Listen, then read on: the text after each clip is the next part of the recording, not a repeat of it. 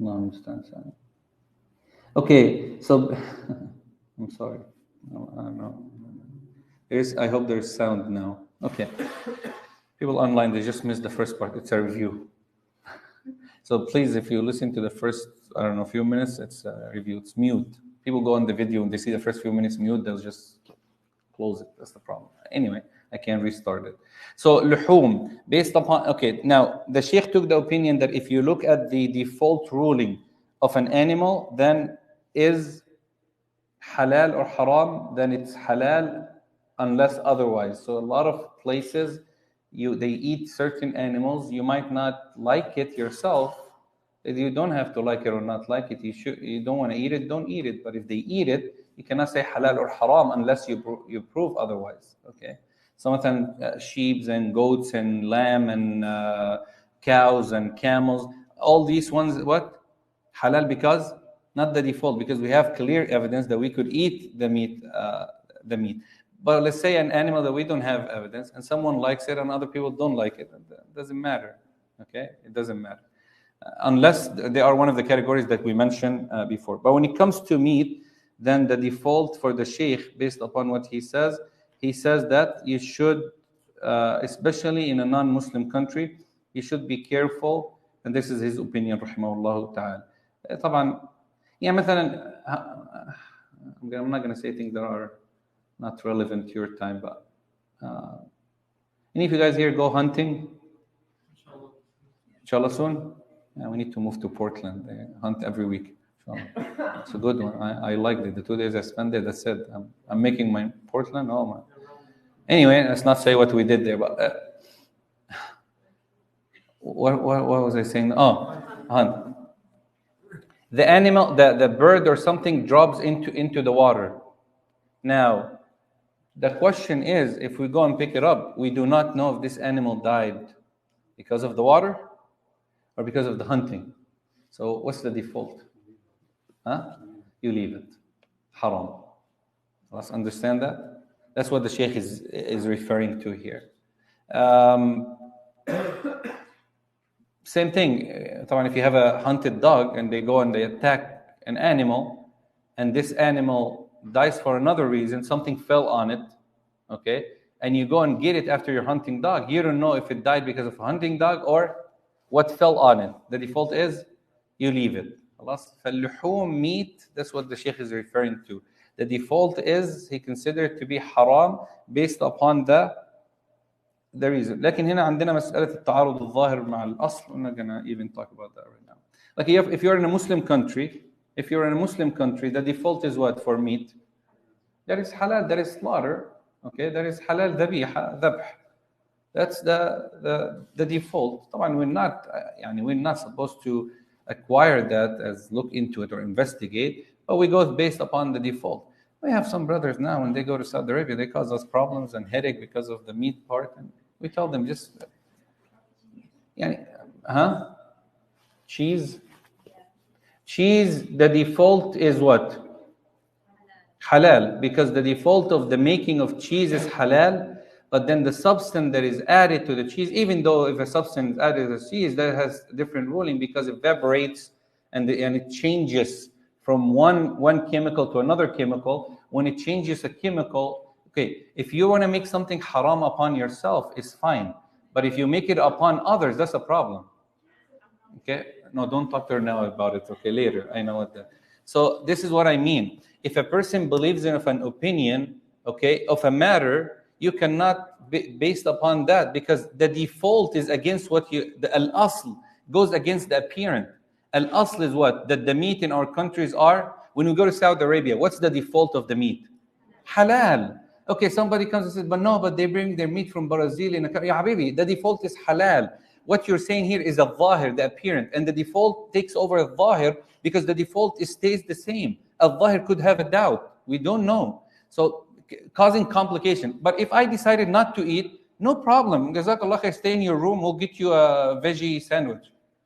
No, seriously, no problem. But you cannot say haram upon people based upon, and we're going with the default, which is stronger in appearance than what you're claiming. You understand that? Because if you do investigate, you have to start investigating every single place.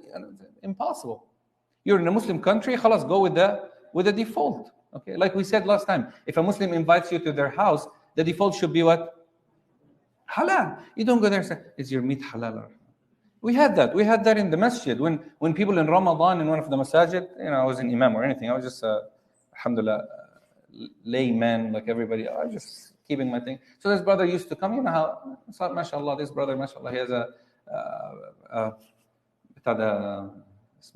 wine store, few of them, okay? And mashallah, he has, and fishermen where they have a smoke shop, and he sells other than cigarette, if you know what I mean.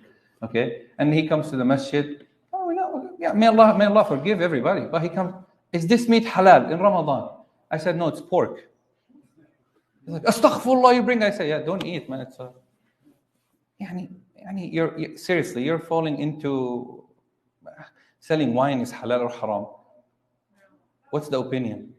Haram, one opinion, or you see? We're talking about meat, there's opinions. At least, and you're leaving the haram income clear, and you're coming to the masjid and asking the meat, and he wants us to prove where do we got the meat from. I said, there's a lot of stores outside in San Francisco. Go ahead and enjoy your iftar. Wallah, you don't have to have iftar here if this is the case. The deen is easy, simple. We don't want to strict the deen in matters that there is not strict. Then when you start talking to him about the wine and all of that, make dua for me, inshallah, that Allah. Yeah, make dua. We've been making dua for 20 years. Make dua without progress is not gonna work. طيب, number 21. قال تحريمها 21 is continue the principle that it's haram. طيب. والأصل في العادات, concerning the customs and of the society, that is what? We already talked about that the custom of the society, that it's permissible. Anything in the society, it's permissible unless proven otherwise. So if a society does something and it's a custom, it doesn't contradict. Like a lot of things that we do in, مثلا, if you go to a person's, to ask for his daughter, for example, and he tells you, we want her wedding to be at the Hilton. You cannot say, Astaghfirullah, Rasulullah sallallahu alaihi wasallam never did his wedding at the Hilton. Ya habibi, man. This is a custom, this is a tradition. The mahr of Fatima radiallahu anha was almost 10,000.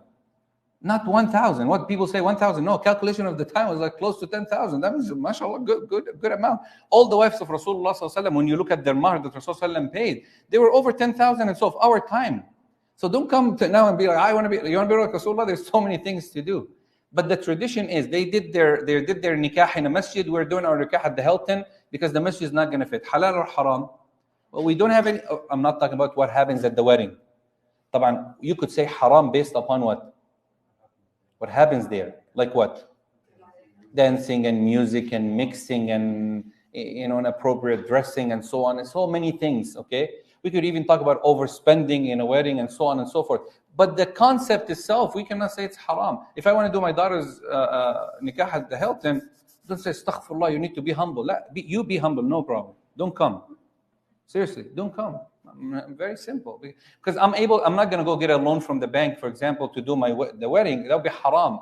But I have, alhamdulillah, I'm well enough to do it. Why not? Let people celebrate such a blessed day for them, happiness in their life, as long as they're keeping the regulation on it. Why? Because it's a aada, it's a custom, it's a tradition. Okay. Now people used to do Hajj on camels. Can we do Hajj on camels today? Go ahead. If you can, Bismillah. Let's see how you're going to do it. Hatta if you get to Saudi Arabia and rent a camel and go on it, wow, you're going to have a hard time getting on the camel. Aslan. Just to get on it, then it's like 10-month training right there.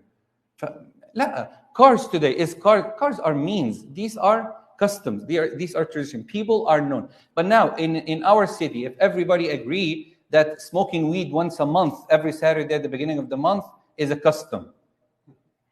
It is a custom because they made it what? A tradition, a custom. Now, does it contradict anything in the deen? Khalas, then this custom is rejected. Very simple.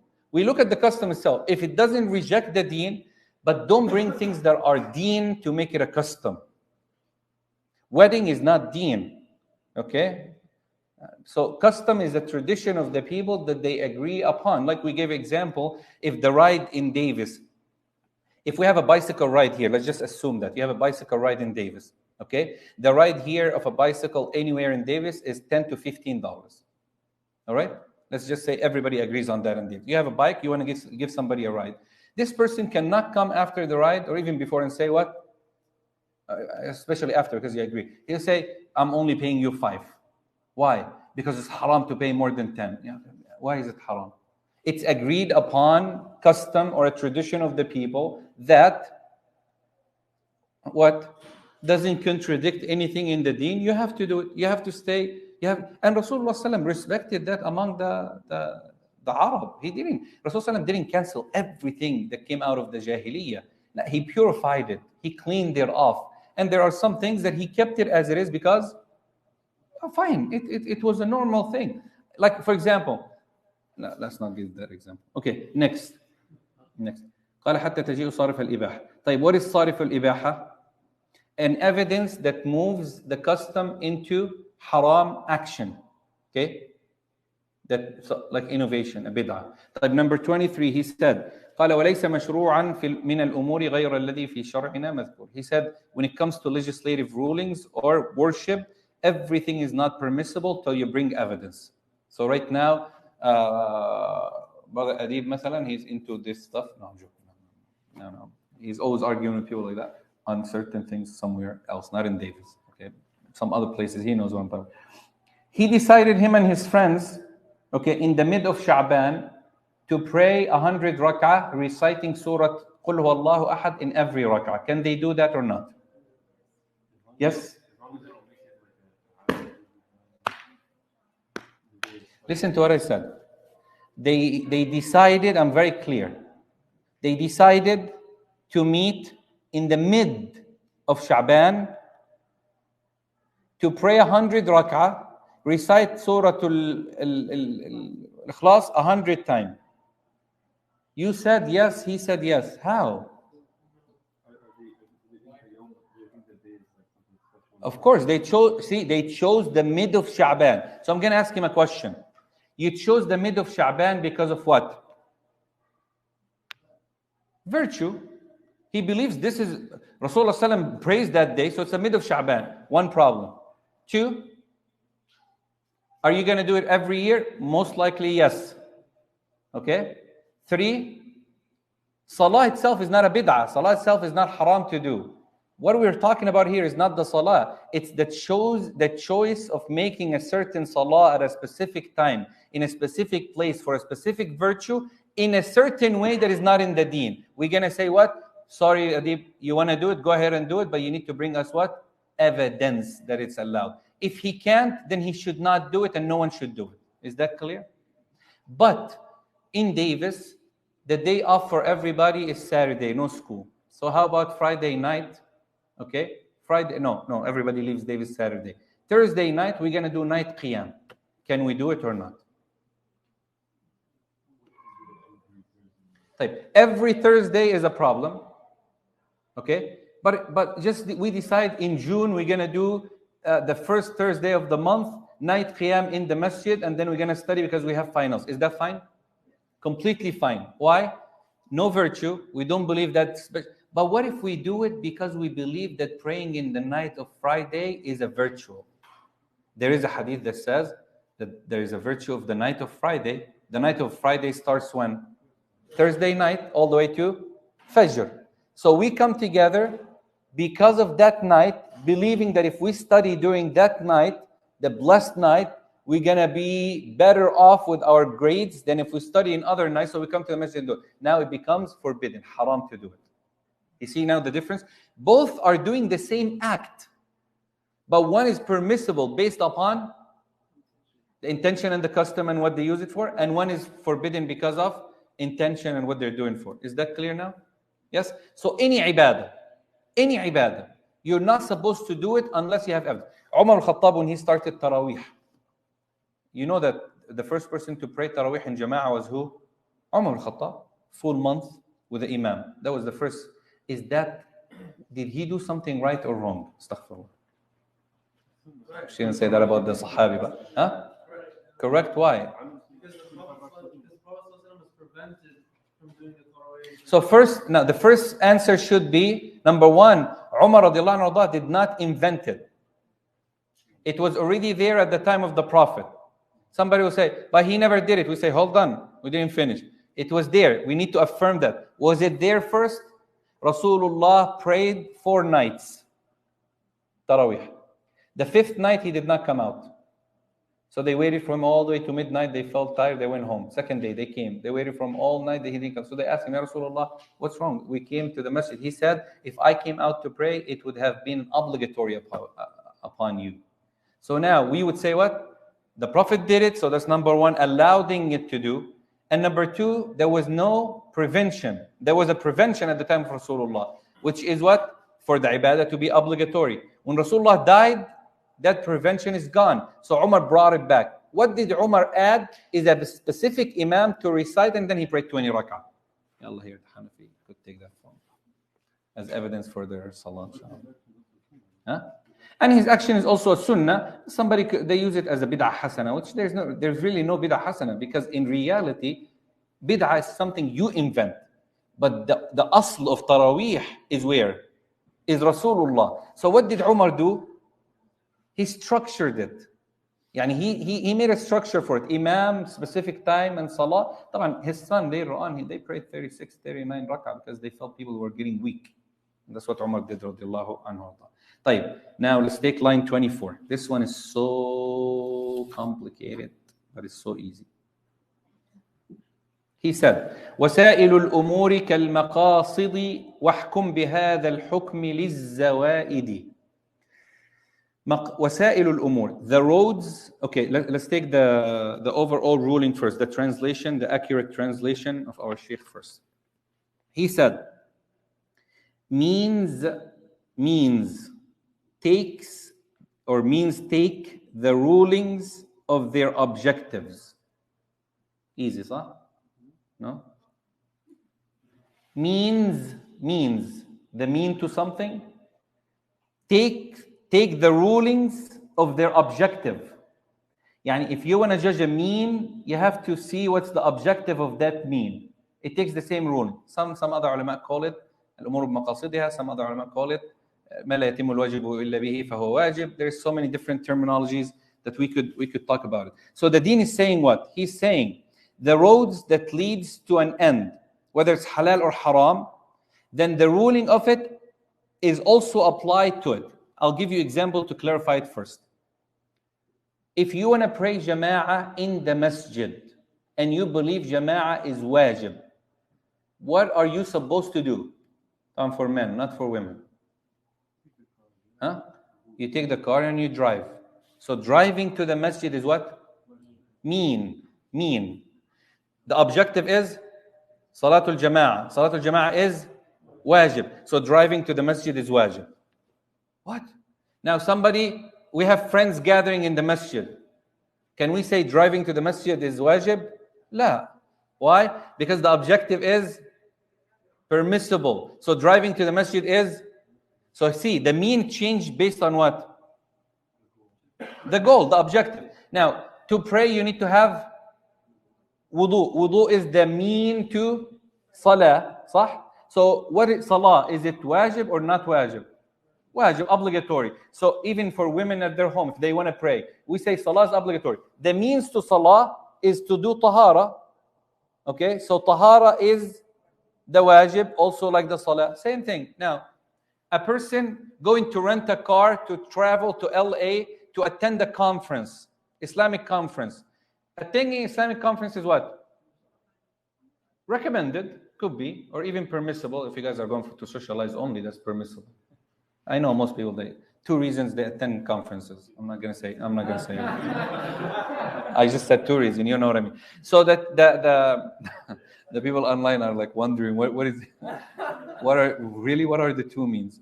Everybody know.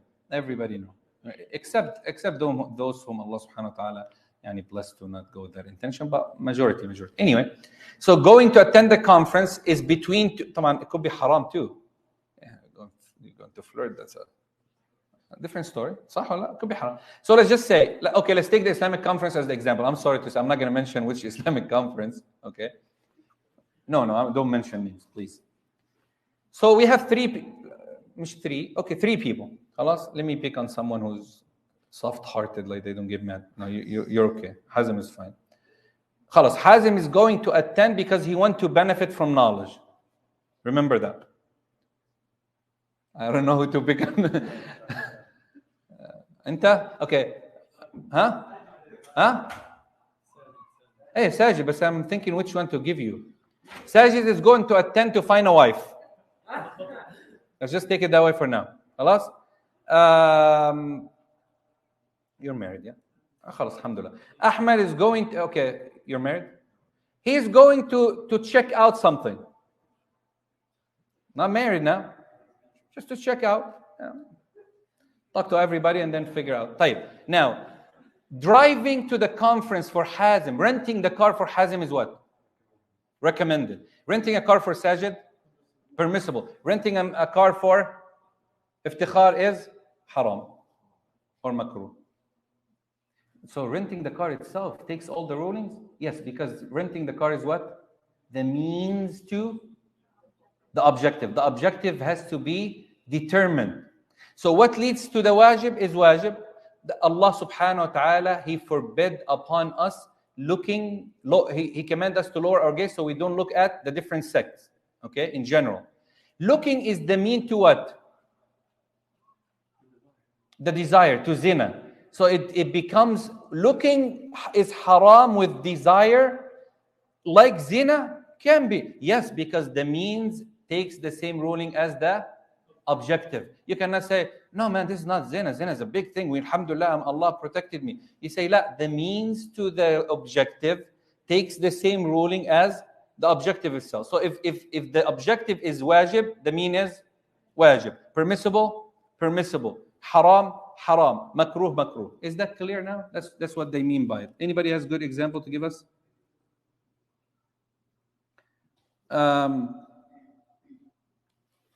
Going for Hajj, okay. Yeah, everybody knows what to do in going for. What should you do when you're going for Hajj? What are the means that becomes wajib and becomes permissible and so on and so forth? Huh? Knowledge? Yeah, before knowledge. Even knowledge, yeah. Allah yaftah booking the okay, guys, I'm drinking again Coke. They're spoiling me now with the. After food.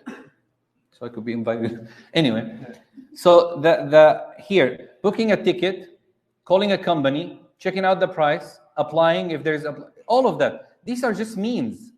So they become wajib when you want to do what? The wajib. Understand that? So you have to do this. You cannot say, if Allah chose me for this year Hajj, I'll go. What do you mean? I know you'll go.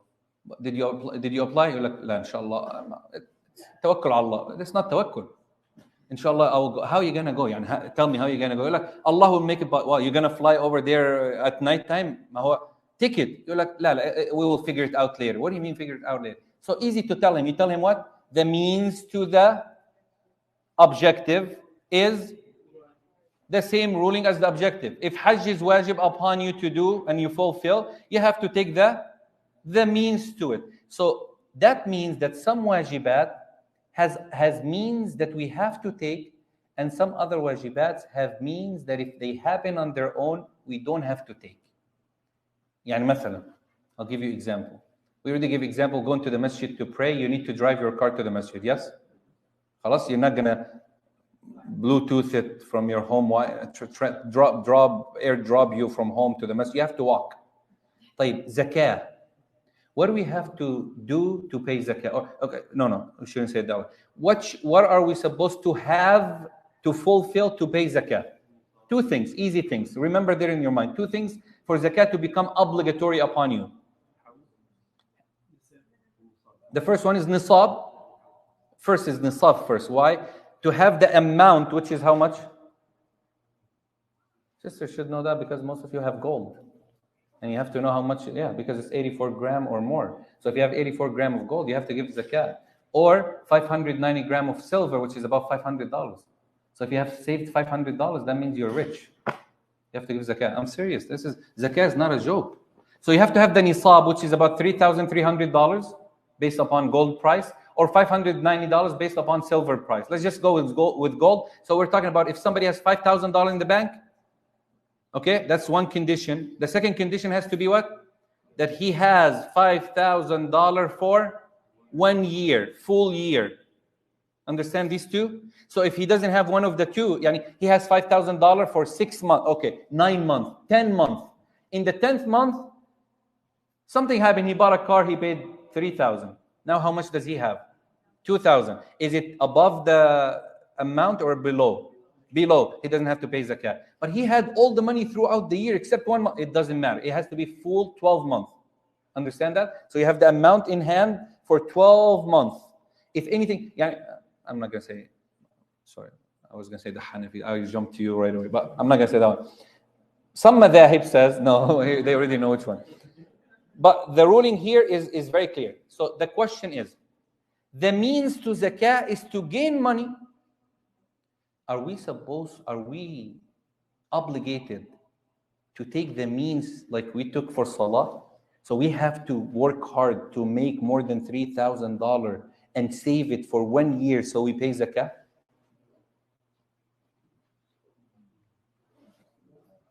Don't be scared. Don't be. I'm not going to mention any madhab. I'm not going to mention a madhab. I'm just. Actually,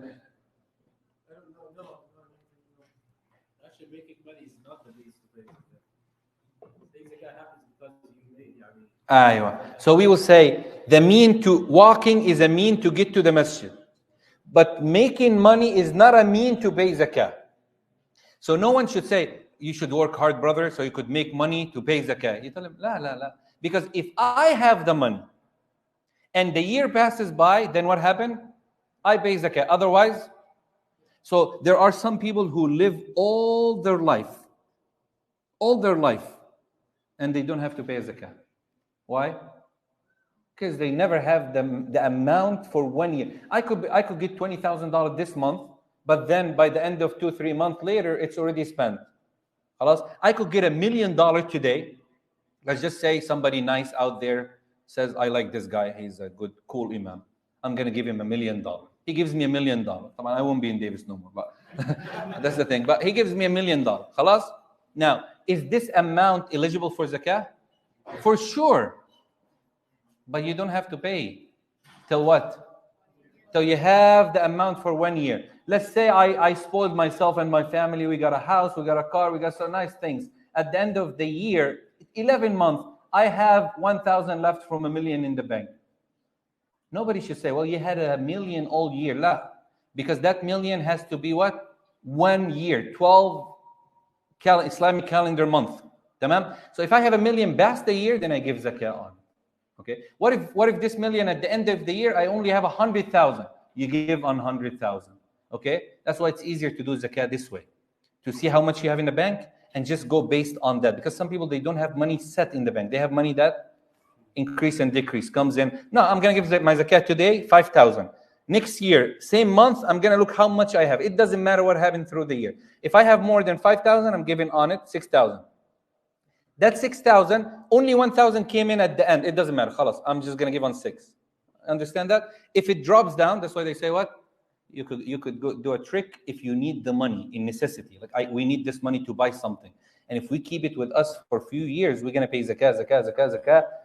It's just taken from the money. So they tell you at the end of the year, you give it to your wife, but make sure she writes something for you. You say, honey, if you call her that. You say, this is 5,000, this is my gift to you. Now, when the year finishes, how much you have? 0. How much she has? 5,000. Now she keeps it for 1 year. By the end of that year for her, she comes back and says, honey, your gift is back. I don't want it for, enjoy. Now what happened? How much she has? 0. How much do you have? 5. You need to wait another year. So it's a good trick. Don't use it. I'm not going to say who does it. Not the Hanafis only, but no. Only do something like that. They don't give a rule like that, like for everybody. We start giving, hey, take this money, give it back, take this. La. They're talking about in time of necessity. Calculation, we already talked about necessity before. افتح احمد الفان الله يرضى عنك. Yes. الهجري. نعم. Rasulullah sallallahu alayhi wasallam. Look, that's why wine is haram, yeah? What is haram about it? All the means to wine is haram. Can you imagine that? It's one of the hardest ruling. All the means. Somebody, they have a farm, they grow grapes, and they tell you, I'm growing grapes, halal or haram? Nope. Just grapes. Perfect. If he comes and asks grapes, then you tell him, just curiosity, what are you farming for? And he's like, oh, there's a wine factory next door, and they're saying the more grapes you give them, the higher the price. And instead of selling the grapes a pound $2, I could sell it to the wine company for $5. Now, growing grapes is what? Haram. His neighbor is growing grapes to eat him with his family or to sell it in the market. His grapes is same grapes. Why? Because this is the means to the haram. Okay, so that's why in wine, Rasulullah sallam, he cursed 10 people. And this is important for you guys if you're looking for a job after you finish school. Okay, so pay attention with me. The hadith says, لعنت الخمرة على عشر. الخمر على عشر. الخمر قال لعنت الخمر بعينها. Wine itself is cursed. Do you know what cursed mean? Anything you hear right now, it means that the curse of Allah descends upon a person who does this act. So number one, drinking wine. The wine itself is cursed. The wine itself. Okay? Number two, شاربها, a person who drinks it. 3, ساقيها, a person who poured it for them. This includes who? Waiters. Servers in general. Okay? This is what? Al-Khamr itself, a person who drinks, a person who... وَبَائِعُهَا, a person who sells it, the seller. وَمُبْتَاعُهَا, and a person who buys it. وَعَاصِرُهَا, a person who squeezes it. They squeeze the grapes, like they have a little factory to squeeze to sell it, to give it to someone. وَمُعْتَصِرُهَا, and a person who does what? Squeezed for, he gave him money to squeeze these grapes for him to benefit from. وَحَامِلُهَا, a person who carries it. So we have a lot of that with Uber, Dash, and seriously, yeah, we have a problem. He's going to a store, he's going to pick up a pizza with wine or alcohol. All he's doing is what? He's carrying it to the house, knowing that he's carrying haram. He's also part of the curse. Okay? وَالْمَحْمُولَةُ إِلَيْهِ, and the person that is carried to. ماشي? وَآكِلُ ثَمَنِهَا, and a person who benefits from its money, from its income in any source. So working at Walmart will be haram to what reason of those? Selling it, carrying it. آكِلُ ثَمَنِهَا, your seller is coming from it, because they don't go like this dollar is for alcohol, this dollar is for... and your seller is coming from the old. They're not going to say, oh, we're going to pay you from the account that don't have wine. They don't have such an account. It's all mixed. So if you're working at a restaurant that they're selling wine, but you don't have, you're never going to touch it. You're never going to give it to anybody. You're not going to even get close to it. You're just doing some other job that has nothing to do with that. We will say the problem is what? The salary, the income that comes from it. So that's also haram because of that means. There's another hadith that curses who? Adding to the 10. The one who sits with the group who drinks wine, he is cursed like them. And I've seen that a lot because I lived here enough like you guys. We've seen a guy is sitting down. He's not drinking, but he's socializing.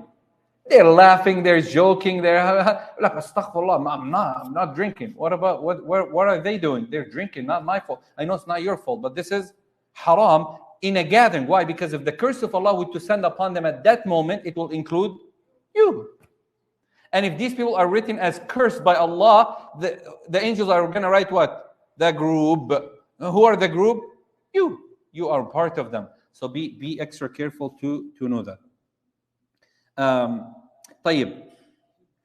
Looking, what is made haram because of a mean, okay, a mean, not in itself, could be made permissible in cases. يعني مثلا, if I tell you, zina wal-'iyadhu billah, may Allah protect all of you, say ameen.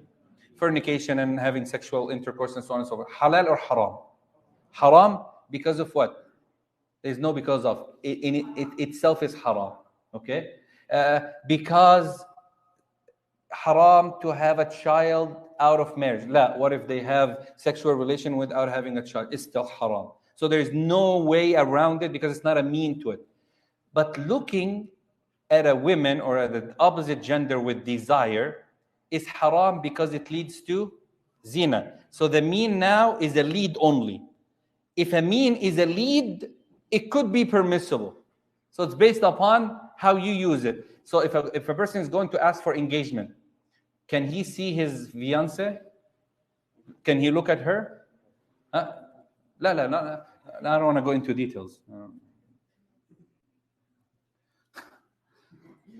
If you know what the scholars say about this one, is I don't want to. These young guys, they're gonna go crazy right now. They're gonna go to people's houses, be like, the sheikh told us we need to, no.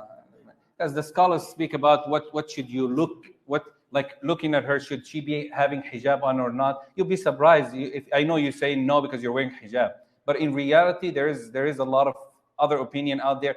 If a person, hey, don't look around. I know you guys. I don't want to open up the door. Yeah. You're moving your hat. No, she doesn't have to look at your hair. I'm talking about you looking at her, because your hair is not a awra to her. Okay, but yeah, if you're bald, if she's bald or not. Well, let me be honest.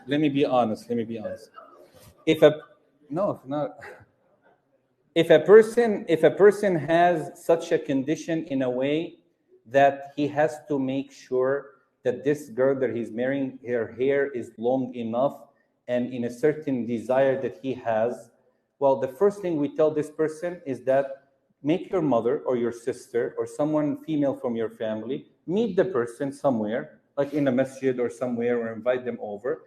And your sister or your mother or your could look at her without her, because they're sitting together without hijab, and she could just tell you, okay? The case is if a person doesn't have anyone, and they say she could come in without hijab and she serves something for the guest, and then she, what do you mean? It's not. It's a fiqh. Rasulullah ﷺ said to in the hadith, he said to Jabir, you should look at what brings you desire to marry her. So the ulama took from that a lot more than that. If I tell you what they said, just the hair you're saying, imagine if we go more, like, they understand, like the person sometimes could even hide in a, like, it's a very complicated issue. But hold on. Okay. If you speak, you're on camera. Okay, here you go. So the question, now everybody's quiet. See, all the boys, they're afraid. Okay, here you go. Hi, everybody who's here today, alhamdulillah, they're mashallah. Okay, here you go. خلاص كده إن شاء الله بس خلاص. No. Okay, let me explain something.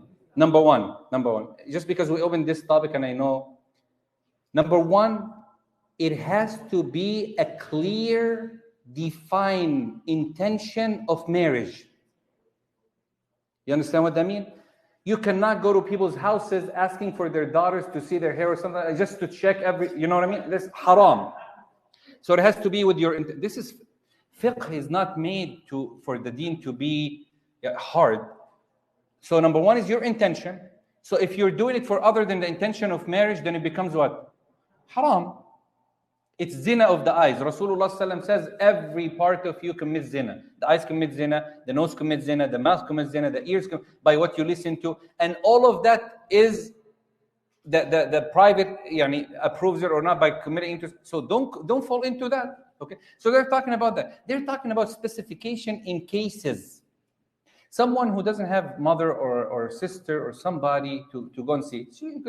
Some people, they will say, if I send my mother, for example, her taste is different from mine. My mother wants me to get married, so any girl she sees, she'll say she's fine, just to get me married. Okay, is this really true? The faqih is not going to tell you, oh, therefore you could. La, la, la. Is this really true? Is your mother like that, or are you just making it up to do that? So the matter is not just, I know I shouldn't have opened that up in a young guy's halaqa like that. But one day, inshallah, you're going to get married and see. قال النبي صلى الله عليه وسلم. Look at this beautiful ayah. Allah subhanahu wa ta'ala said, وَلَا تَسُبُّوا الَّذِينَ يَدْعُونَ مِن دُونِ اللَّهِ فَيَسُبُّوا اللَّهَ عَدْوًا بِغَيْرِ عِلْمٍ. He said, do not curse or insult the idols of those who are worshipped other than Allah, so they do not insult Allah subhanahu wa ta'ala. Insulting the idols of the kuffar is what? Somebody tells you, مثلا, وَالْعِيَاذُ بِاللَّهِ, that he or she worships a cow. You shouldn't say, may Allah curse your cow that you worship. Why? How is that haram? Because they might say something about your religion and they insult it. So Allah made it haram. So insulting others' gods that they take as false God is allowed, permissible. Because these are wrong things to worship. But because they are means to what? The insult to come back on you, so Allah forbids it upon us. لأنه the means to it. فجعلها حرام.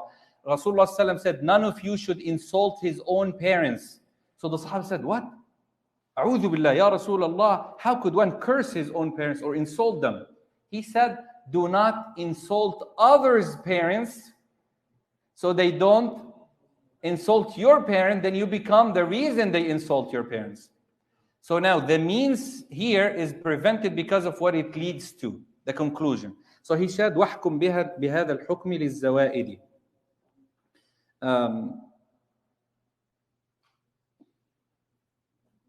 He said also the things that are added to, you also have the same rulings.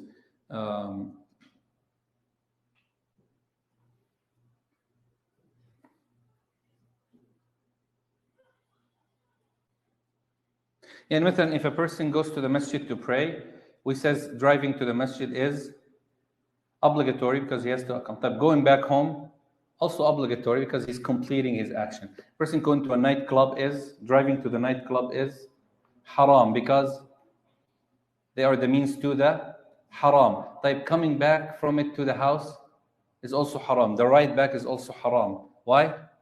Because it's completion of the means. That's what he mean by doing that. What if someone is an Uber driver and they know that the person is going to a bathroom? If he knows for sure where he's going, okay, and he has the capacity not to pick him up, he shouldn't pick him up. Type number 25. This one is also very interesting, so we'll take it inshallah upon the ruling. He said, وَالْخَطَأُ وَالْإِكْرَاهُ وَالنِّسْيَانُ أَسْقَطَهُ مَعْبُودُنَا الرَّحْمَنُ.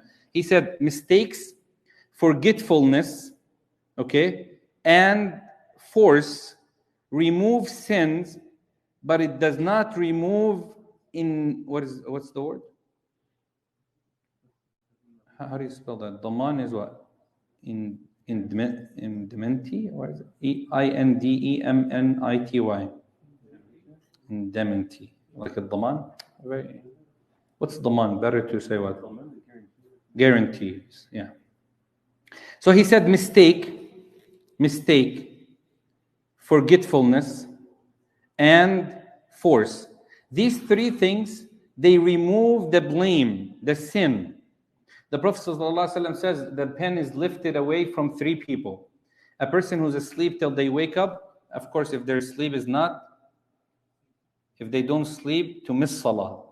So their sleep has to be permissible, because if a person sleeps after the adhan of Asr and they wake up after Maghrib, and someone sleeps an hour before the adhan of Asr and wakes up after Maghrib, they both missed what? Asr. صح?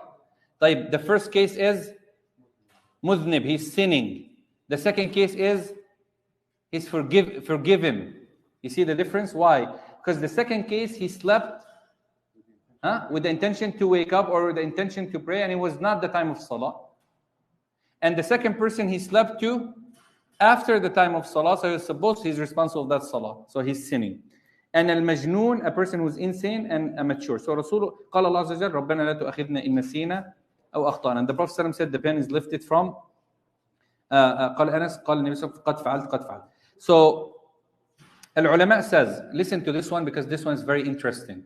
Okay, the scholar says, forgetfulness and mistakes, they drop what is presence, but they do not drop what is missing. مثلا, a man, he prayed and he added 1 rak'ah.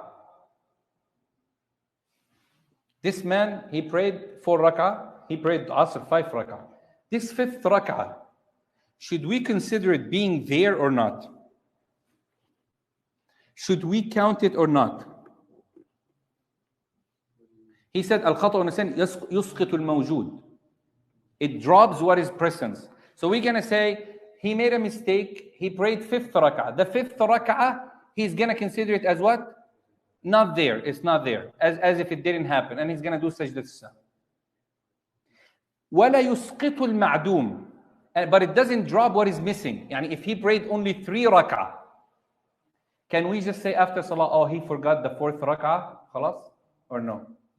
So let me give you cases. Let me give you a case. Someone prayed Asr 5 rak'ah. After he finished, someone told him, hey, actually you prayed Asr 5 rak'ah. He made a mistake. He forgot. What should we consider his salah? What should we do? He prayed 5. After salah. He told him, you made a mistake. You prayed 5 rak'ah.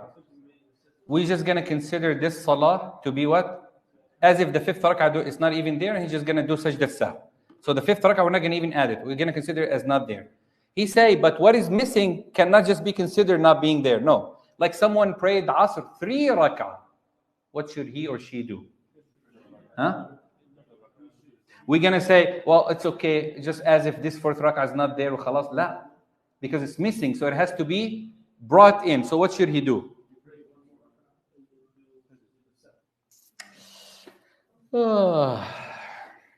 That's not fiqh. That's missing an answer. He should do 1 more rak'ah and pray sajdat as-sahw. Correct, but you need to add more into it. Here you go. We have to look at the time between the 3 rak'ah he prayed, the time that it took. So if he went to the parking, started his car, he's going home, somebody said, hey, I actually saw you only prayed 3 rak'ah. What should he do? He should come back and do what? 4th rak'ah? No? 4 rak'ah? So he should do the salah all over because the time between both are long. Or if he talked in a talking that is not connected to the salah in anyhow. Yani he finished the salah, Tariq, what are we going to do tonight? Like, we're going to go have some dinner. Where should we go? Go this place, that place. But I don't want to go that. Somebody comes and says, guys, you actually prayed 3 rak'ah. Can we pray that rak'ah?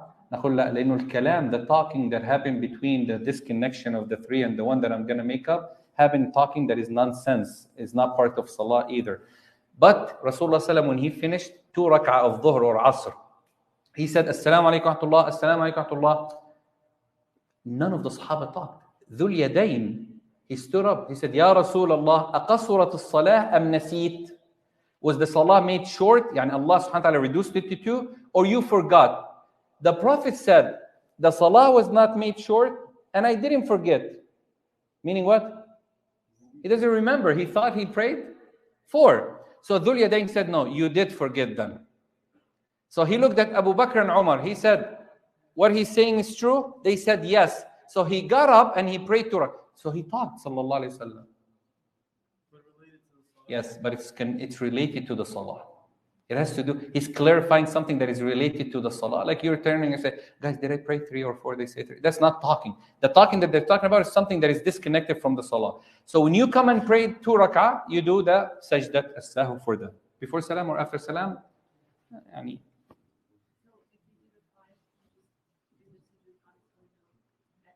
Okay, if you do 5 rak'ah, what should you do? Give me all the cases that is possible. So let's say the first case. The first case is, if you are praying, okay, and you're leading the sisters, مثلا, and you stand up for the 5th rak'ah, and someone remind you that you are in the 5th rak'ah, what should you do in this case? You must cut it off. You must stop or your entire salah is invalid. Why? Because you're reminded. طيب, what if she doesn't stop? MashaAllah, sister, she went on, MashaAllah. She's like, they're saying, Subhanallah, Alhamdulillah, Allahu Akbar. Somebody even said, Wallah, you prayed 5. And she keeps going. What should we do? If I did that in Isha today, and you guys are saying, Subhanallah, Subhanallah, I am sure if 10 of you are saying, Subhanallah, it cannot be that you are wrong and I'm right. Khalas? Most likely. And I continue on my 5th rak'ah. What should you do? Huh? You should finish your tashahhud and finish your salah and let him finish because his entire salah is invalid. So this is one case. Khalas? Type second case. We ate good meal before Isha. We're all full. You know how is it sometimes? The Imam goes for the 5th rak'ah. We all stand up with him, no problem. We don't even know which rak'ah we're in. Wallah, it happens. It happens. Khalas? Now the Imam at the end, he remembered that he actually prayed 5th for whatever reason the case would be. His phone went off, for example, in the 4th, and he remembered now. Now he knows for sure he added the rak'ah. What should he do? He should finish the salah and then add sajda to sahw. So let me give it to you as a default. If you shorten something in salah as a defect, do the 2 sajda before salam. If you add anything to salah, do the 2 sajda after salam. Like yesterday when we were praying. I came up from the 3rd. I sat down to do tashahhud. So somebody said, Subhanallah. So I knew that this would be the 3rd. So I got up for the 4th. What did I do here? Did I add or take out of salah? I added what? Extra sitting for tashahhud. So if I added something to the salah, what should I do? Salam after. طيب, if someone is praying Isha, for example, they come in the 2nd rak'ah, the Imam, and he stands up. Okay? If he's completely standing, and people say Subhanallah, khalas, he should not come back down. If he's going up and somebody reminded him before he's straightening up, he should come back down. So now he's up. Somebody says Subhanallah, he shouldn't care about it. Okay? Khalas, he should continue. Like, what should this Imam do? You should make salam before, you should make the 2 sajda before salam. Why? Because you took away one thing in salah, which is the tashahhud. So the default is easy. If you take out anything from salah other than al-Fatiha, you cannot make that up. Okay? Then you should do salam. You should do 2 sajda before salam. Easier. If you add on anything to the salah, as long as you're not a ma'moom, like you're followed. So for example, okay, let's say Justin today, in Isha, I am sitting down for tashahhud in the 2nd rak'ah. He got up for the 3rd. Then he saw that everybody's sitting and the Imam. So he comes back and said, did he make a mistake or not? Yes. He added what? A stand up. He stood up. What should he do? Nothing.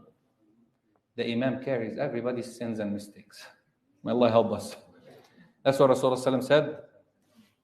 Al-mu'adhdhinu mu'taman wal-imamu damin. We carry all the responsibility of all of you guys when we pray. That's why being an imam is not a good thing. Like, because some brothers, they want to jump out there and be, I want to pray salah. Go ahead. When you're praying, remember that. You're carrying what? Everybody's people's sins and people's mistakes. So is that clear for that part, inshallah? So we have forgetfulness, we have force. قال أسقطه. We could also use in المشقة تجلب التيسير. Hardship brings about ease if a person cannot. He said, but you don't have to guarantee. You do not have to guarantee anything in exchange. قال ولا استغفر الله. قال ولا ترفع الضمان. I'm talking about the first part. خطأ. Mistakes and forgetfulness and force. He said you're guaranteed the ضمان, meaning that you have to pay, whether it's a ransom, whether it's a expiation, whether it's a giving back what you messed up. Somebody, مثلا, by mistake, they're walking, they stepped on your phone. Mistake, you shouldn't get up and fight them. But what should they do? They have to pay for the phone. They have to. طبعا, if you're not throwing your phone all over for people to step on it, that's a different story. You understand that? Or if somebody by mistake, they are moving something, they hit you in the eye. they have to pay for that as a ransom. Anybody know how much is the diya? 50 camel for every limb of your body that is not, you don't have two off, and 100 for those you have two off. ماشي؟ 50 camel is like a 50 camel for every limb you have the two off, 100 camel for every limb that you only have one off. ماشي؟ So is there like a difference depending on the severity of the injury? Depending on what? Like how serious the injury is. Hey, they have to pay the diya if they mess it up, or they pay for your medical or so on and so forth. So al-khata, anyway, they're saying that al-daman is there. تضمن, you made a mistake, okay, you forgot, مثلا, for whatever reason, you forgot that this laptop was your laptop or your friend's laptop, and you start using it and something spilled on, or you're using it and something by mistake spilled on. You have to fix it for him. You have to, unless they forgive, of course, okay, or you break it or something like that, or somebody gives you something and then you take. هذا الضامن يضمن. So mistake, forgetfulness, or force would not lead to a sin, but it will have to carry on the responsibility. Wallahu a'lam. And good enough for today. I think the other lines are connected too. لكن مع الإتلاف يثبت البدل وينتفي التأثيم عن وزن. طيب, we'll leave that to next time, inshallah. I'll leave it to questions. Do you have any questions now? They're related. Bismillah. One sister, one brother. If you're preventing Sallallahu alayhi wa sallam. paying zakat through مثلا إسراف, does إسراف become like a mean to? If you're doing what? I'm sorry? If you're preventing yourself from paying zakat by wasting your money. So you're wasting money to not pay zakat? Yeah. You're committing two sins. إن المبذرين كانوا إخوان الشياطين. Those who overspend, they are the brothers of the shayateen, and it's haram to do israf. قال الله عز وجل ولا تسرفوا. Okay, Allah said do not overspend, and overspend in things that are not beneficial to your health. قالوا لا إسراف في الإيش؟ في الخير. There is no overspending in good. يعني if somebody gave $1 million to a masjid, you should say استغفر you overspend. لا, there's no israf. But if you're doing that and you're not paying zakat for that purpose, but in reality you don't have to pay zakat, so you're sinning for overspending, but the amount is not there, so you don't pay zakat. Allah. Now, any question from sisters? Like brother, Bismillah. No. Yes. I'm responsible for my family, meaning my wife. But what if she has ornaments that are good? Am I responsible if she does not pay her zakat? Yeah, you pay her zakat. What if I don't want to pay? Don't marry to Ahmed. I don't know. I mean, second or third, a lot. You pay her zakat. Yeah. Or she sells something to make possible for the zakat to be paid from that money. There's ways around it. She's responsible of figuring it out too, but you might be responsible of her zakat too, because she only has, you bought it, she has gold, she has. Or take the opinion that if she wears her gold, okay, I believe personally that if a woman wears her gold and she's not keeping her gold to make money, like investment, then she doesn't have to pay zakat. Yani say the zakat is what? 84 grams of gold. If a woman has 100 grams of gold, yeah, she has few bracelets, necklace, earrings, ring, and they are, mashallah, say مثلا 100 grams, okay? If this woman is using those for her beauty only, even if she wears it once a year, like only in a wedding, or mashallah, some of our women do that. But if she bought this gold for investment, she has to pay zakat right away. But if 1 year passed and so on. If she bought it to wear, I believe she doesn't have to pay zakat. She's only purifying her money, her zakat, but she doesn't have to pay zakat. So she could get around it by wearing it. The means and the ends are just similar. When you say everyone has them, is there a distinction in the severity between zina and zina? The punishment. The zina of fornication is the one that you stone with, or 100 lashes. The zina of the eye is the sin only but no punishment. So they're the same. The one that leads to the zina is also considered kaba'ir. if it leads to it, but it could be compiled of kaba'ir without leading to zina that you're overlooking, so that's haram. لكن هي من مما لا ليس لها عقوبة. There is no punishment for it. So it's still a major. حتى major sins are different levels. There's major sins that are so high, like you say, major. I'm just saying 10,000 سيئة. And there's other sins that are major, you get 5,000. They both are still major, but here punishment is what differentiates. Allah. If it leads to zina, خلاص هذا من same as the zina major. Yes? Huh?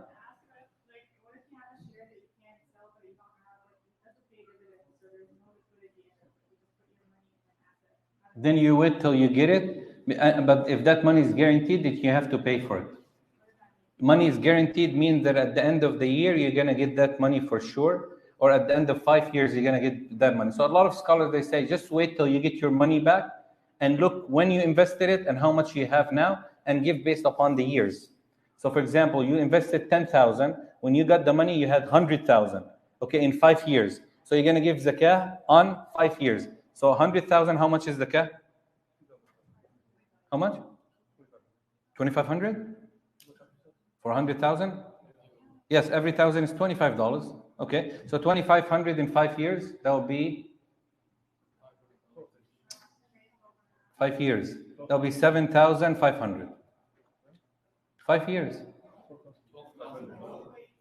2,500. So that's 5,000. 10,000. No. 12,500. So you're gonna give that money as the zakah. No. Davis is good at math. I said it too much. Allah is testing me.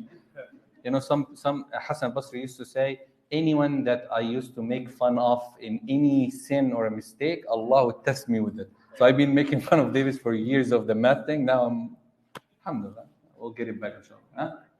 You got that? No. Stocks and investment has different ruling on zakah. It's very complicated, but which opinion fit you the best? Like, مثلا, you lend someone $10,000. They say, when you lend them, do you have to pay for that 10,000?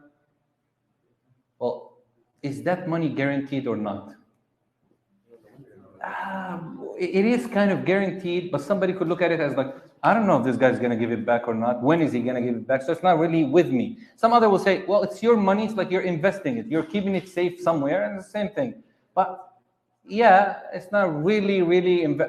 So the difference comes based on that. The easiest way is to say what? Whenever he gives me my 10,000, I'm going to give zakah on it, as if I had it for 5 years. Wallah. واضح? سؤال? Any question? No, yes.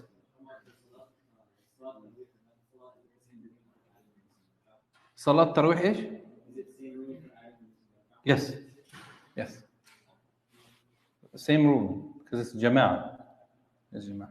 حتى السنن same ruling. If Salat Tarawih, same thing. If the Imam gets up for the third rak'ah, but if the Imam gets up for the third rak'ah in Tarawih and he did it intentionally, then he should do what? How did the Rasul pray night qiyam? Anybody know? 2 and 2 mainly. But then he sometime did what? He did 4 and 4 without tashahhud in the middle. So 4 together. Only one tashahhud. Sometime he did all 8 with one tashahhud at the end. Okay? Sometime he did all 10 with 2 tashahhud in the 9th and the 10th. That's the only, that's okay. So 2 and 2, 2, that's 8. And then 3 witr. Or 4 and 4, that's what? 8 and then 3 witr. All 8 and then 3 witr. But the tashahhud is only on the 8th rak'ah together. Or 10. Now the problem with 10 is that the 8, so you're going to do that 1 and then another tashahhud for the 10. Okay? Whatever is easy for you, do. The easiest is 2, because when you start doing 10 like we did last year, I was like, which rak'ah am I in? It was too long already. خلاص, do the easiest for you, Allah. So anytime you mess up salah or add or decrease, yes.